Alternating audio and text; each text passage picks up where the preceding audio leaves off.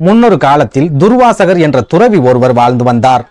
கடுமையான பல தவங்கள் செய்து சிவபெருமானை நேரடியாக கண்டு பல வரங்களையும் அவர் பெற்றிருந்தார்.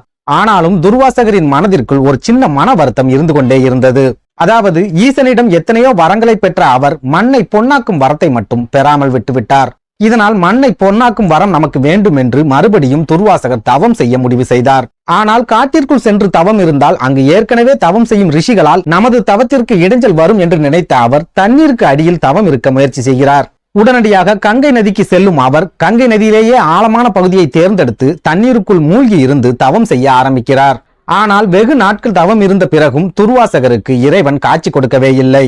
இதனால் மிகவும் மனம் அருந்திய அவர் தண்ணீருக்குள்ளேயே லேசாக கண்களை திறந்து பார்க்கிறார். அப்போது அந்த கங்கை நதியில் ஒரு தாய் மீனும் தந்தை மீனும் தனது குஞ்சுகளுடன் நீந்தி கொண்டிருப்பதை துர்வாசகர் பார்க்கிறார்.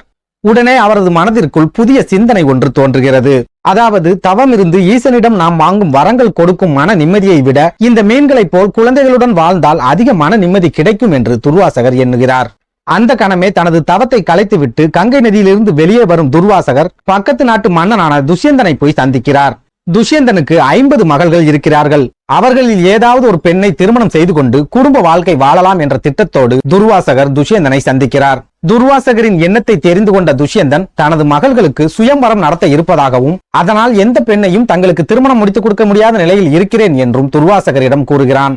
உடனே துர்வாசகர் துஷ்யந்தனை பார்த்து, துஷ்யந்தா, அந்த சுயம்வரத்தில் நானும் கலந்து கொள்கிறேன். உனது மகள்களில் யாராவது ஒருவருக்கு என்னை பிடித்திருந்தால் அவளையே மணந்து கொண்டு திருமண வாழ்க்கை வாழ்ந்து விடுகிறேன் என்று சொல்கிறார். துர்வாசகர் மிகப்பெரிய துறவி என்பதால் அவரது பேச்சை தட்ட முடியாத துஷ்யந்தன் ஜடா முடியோடும் தாடியோடும் இருக்கும் இந்த முனிவரை தன் மகள்கள் யாருக்கும் பிடிக்காது என்ற நம்பிக்கையில் மகள்களின் அறைக்கு அழைத்து செல்கிறார். ஆனால் அந்த அறைக்குள் நுழையும் போதே துர்வாசகர் தனது மந்திர சக்தியால் அழகான ஆண்மகனாக மாறி அறைக்குள் நுழைகிறார்.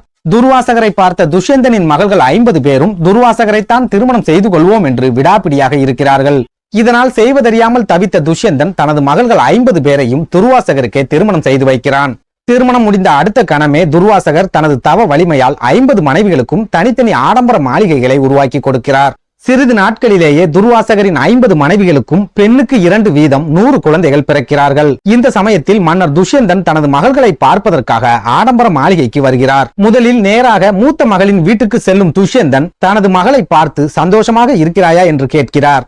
அதற்கு அந்த மூத்த மகள், அப்பா, துர்வாசகரின் மனைவியான எனக்கு எந்த மனக்குறையும் இல்லாத திருமண வாழ்க்கை அமைந்துள்ளது. நிம்மதியாக வாழ்ந்து வருகிறேன். ஆனால் எனது கணவர் எப்போதும் என்னுடனேயே இருக்கிறார். எனது தங்கைகளின் வீட்டிற்கு அவர் செல்வதில்லை. அதை நினைத்து எனக்கு பெரும் மனக்குறை ஒன்று உள்ளது என்று கூறுகிறாள்.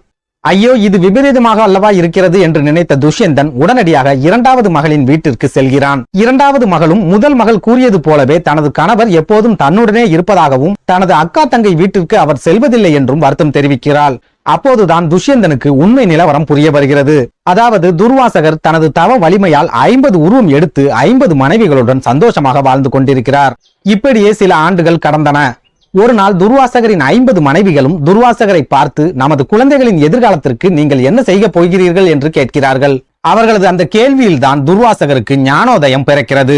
அதாவது கடும் தவங்கள் இருந்து சிவபெருமானை சந்தித்து பல வரங்கள் பெற்ற எனக்கு குழந்தைகளை பாதுகாக்கும் பொறுப்பு வந்துவிட்டதே என்று நினைத்து துர்வாசகர் மனம் வருந்துகிறார். உடனே காட்டிற்குள் சென்று தவம் இருந்து கடவுளை சந்திக்கும் வாழ்க்கையே மேலானது என்ற முடிவுக்கு வரும் துர்வாசகர் உடனடியாக குடும்பத்தை பிரிந்து தவம் செய்வதற்காக காட்டை நோக்கி பயணிக்கிறார். இந்த கதையின் நீதி: மனிதனின் மரம் குரங்கை போன்றது. இருப்பதை வைத்துக் கொண்டு எப்போதுமே அது திருப்தி அடையாது.